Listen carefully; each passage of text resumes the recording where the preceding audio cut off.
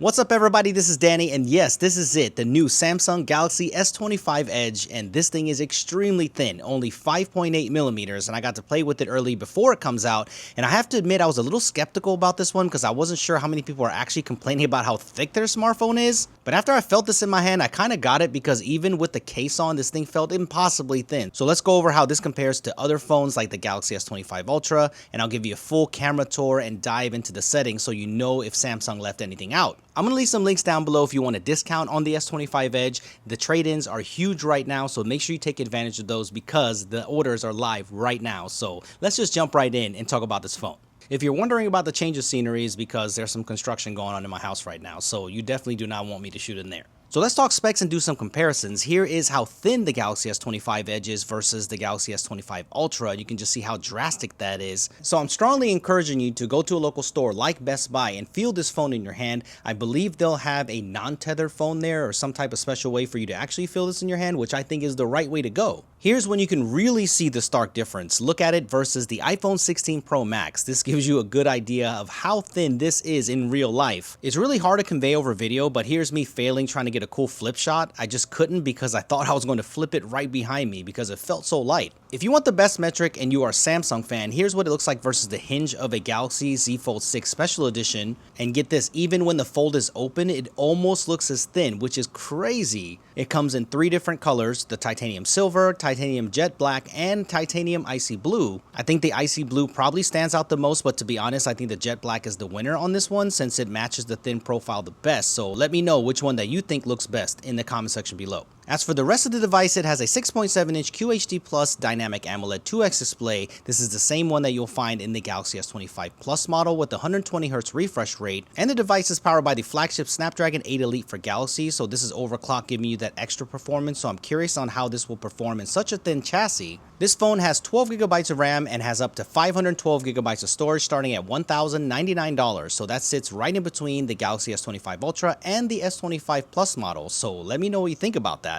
I think the biggest concern with this phone being so thin is what's the battery life going to be like, and I'm not sure of that yet, but it does come with a 3,900 mAh battery, which Samsung states should perform like the standard Galaxy S25 in terms of battery life, so that gives you an idea. I will definitely test this and report back, but it does utilize 25-watt wire charging, so that's good from 0 to 50% in about 30 minutes, which is not great. I'm a little disappointed, but iPhone users should be very familiar with that speed, but it does have reverse wireless charging and wireless charging, which is great. The surprise for me here are the cameras. The main sensor is the same 200 megapixel camera that you will get in the Galaxy S25 Ultra, which is great. So you get the best that Samsung has to offer right now. The second sensor is a 12 megapixel ultra wide, so that's different from the 50 megapixel one on the S25 Ultra. So that is what you're going to be missing if you're coming from the S25 Ultra, a higher resolution ultra wide and a telephoto, and you get the same 12 megapixel front facing camera on the Galaxy S25 Edge. I honestly didn't think there was going to be a 200 megapixel sensor, so that's a surprise to me. I thought it would be more in line with the S25 Plus in terms of the main camera, but I'm glad they included this to differentiate between the S25 lineup.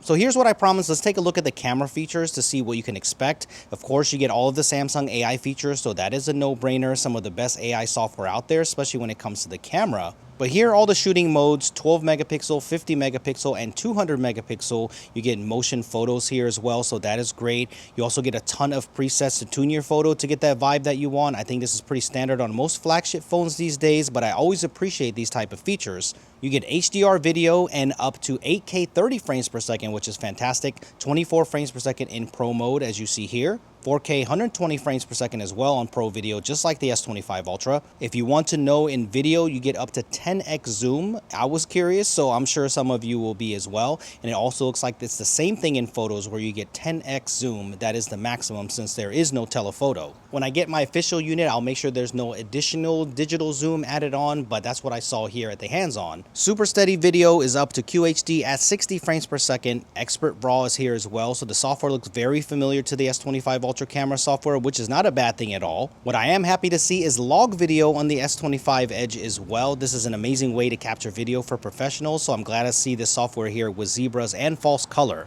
Diving into the settings, intelligent optimization options are the same, and the scene optimizer seems to be off by default on this unit, so that might be a good thing. You can shoot HEIF, which has been around for a while, and capture RAW and JPEG at the same time, so nothing new in terms of that. Definitely toggle on the high bitrate video setting to get the best video quality possible. There is log video option there that I showed you earlier, and you can shoot up to 8K 30 frames per second in log, which is wild that you can do that on a smartphone. And you know I'm going to be doing some camera tests, so make sure you subscribe and let me know which phone that you want to see it up against first. S25 Plus, iPhone, maybe the S25 Ultra? Let me know in the comment section below. So there it is, the Galaxy S25 Edge hands-on. What do you think about this phone? Is a thinner Galaxy device something that you're actually looking for?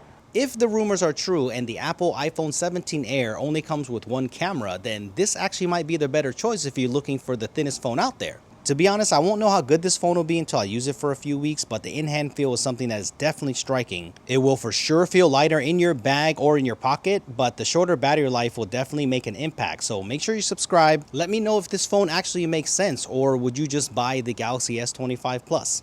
Thank you for watching, guys. Give me a thumbs up if you enjoyed this early hands-on, and I will see you guys in the next one. Peace.